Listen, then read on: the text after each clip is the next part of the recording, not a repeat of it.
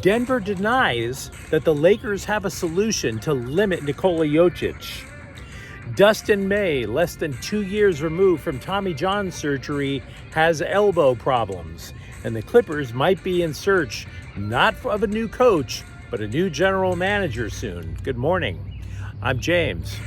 This is your daily dose of sports and snark for the greatest sports city in the world, Los Angeles.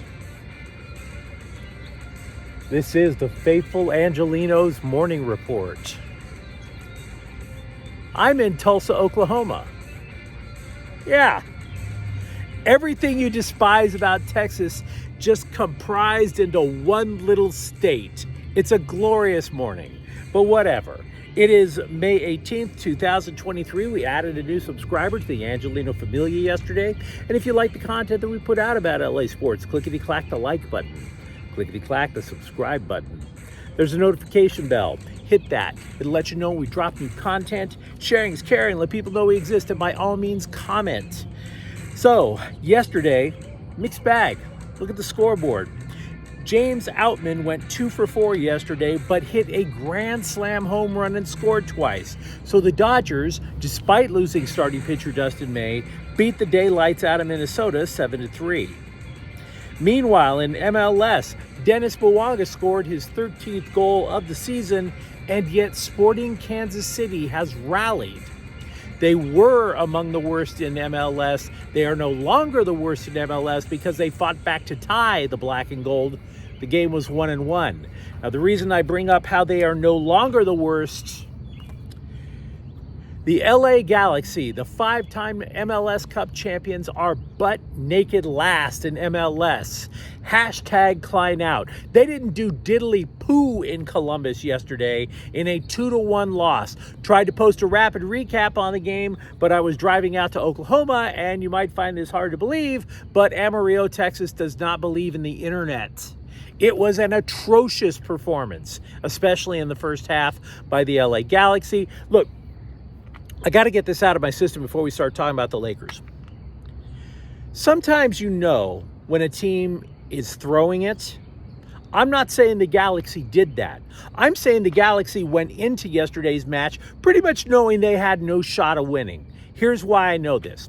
They haven't won in Columbus since 2011. They have not won on the road this year. They haven't scored on the road since the season opening match in Dallas.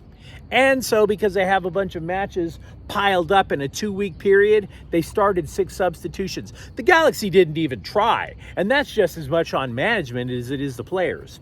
Now, meanwhile, today, the Lakers are at Denver at 5 o'clock. It is game 2 of a best-of-7 series. Denver leads it 1-0. And in addition to that, the Dodgers are in St. Louis. The game will start at 5:45.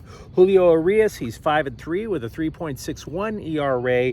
He will face Adam Wainwright, 0-0 with a 7.20 ERA. Well, remember when Adam Wainwright was dominant?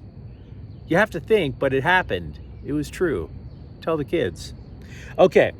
Denver coach Mike Malone has been telling all the scribes, hey guys, hey, I know everybody wants to think Rui Hachimura is all that in a bag of chips, but we faced defenses like that before to try to stop Nikola Jokic. It's not new. We're good. He says that among the following teams, see, normally what the Lakers tried to do on game 1 was they started off by putting Anthony Davis in a one-on-one matchup with Jokic. Jokic just destroyed him for 3 quarters. We'll talk more about that in a half second. What Malone is saying is that when the Lakers pushed Rui Hachimura on Jokic and had Anthony Davis kind of hovering under the net for rebounds and blocks, that they had seen it before. He says the Minnesota Timberwolves made a similar adjustment. So did Golden State. So did Philadelphia, etc. Which all sounds well and good, except for the fact, didn't it work for the Lakers in the fourth quarter? I'm just saying. We talked about it in more depth in the last couple of days. It goes from the thesis. from Draymond Green of Golden State when he said, look, you can have Jokic score a bunch of points on you, or you can have him get a bunch of assists on you, but you can't have him do both. If he does both, you're going to lose. It's automatic. Okay? So the Lakers tried having Davis, because Davis is an elite defender, go one-on-one, and Nikola Jokic was doing both, scoring and giving assists. Hachimura was able to at least limit the damage, because when Denver would miss a shot, that meant that Davis had the chance at the rebound or the block. Okay? And that's what led to a big Laker comeback. So what is Denver's big adjustment? They're going to allegedly add shooters on the floor and move Aaron Gordon around from place to place. Okay, again, fine. But Denver's outside shooters are about as good as the Lakers' outside shooters, which means they're not elite. So I have a sinking feeling this adjustment could still work. We'll find out starting at 5 o'clock. Dustin May was pulled from his start. We mentioned that earlier. He is out for at least a month, possibly as many as 6 weeks, with an elbow injury. They do not want to speculate. They don't. But again, it's his right elbow. It's his pitching elbow. He's had Tommy John surgery there. Now, this is going to be a hit both for him personally and for the Dodgers. Opponents were batting just 173 against Dustin May. That is the second lowest batting average against any pitcher in the major leagues. So that's a hit. It is. They did some early testing. I don't know what that testing is. And the early testing indicated that it was not the tendon that was repaired. So you're saying to yourself, okay, let's assume it's not an indicator of a second Tommy John surgery, which would be a blessing. Who replaces May? We don't know. Just don't. Michael Grove and Ryan Pepio would be candidates. They would be, because they were spot starters for the Dodgers last year. This year, they're both rehabbing injuries. So we don't know who's going to come up. No idea. Clippers GM Michael Vargas, or I should say Michael Winger, my apologies. Clippers GM Michael Winger has interviewed with Washington to become head of basketball operations for the Wizards. He is the second person to talk turkey with Wizards ownership. Washington has missed the playoffs for 2 straight years.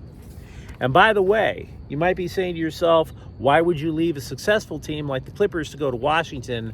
I don't know. But what I do know is that sources are saying that Winger isn't even talking with Steve Ballmer right now, nor is he talking with the head of basketball operations, Lawrence Frank. So there might be some smoke to that fire. But you let me know what you think in the comments thread. Let me know what you think about if Rui Hachimura can limit Denver for an entire game. Let me know about what you think with the Dodgers rotation, or about the Galaxy being the worst team in MLS. And if you enjoy being in the know about LA sports, don't forget to subscribe to Faithful Angelinos. We're talking LA sports every single day here. Thank you for watching.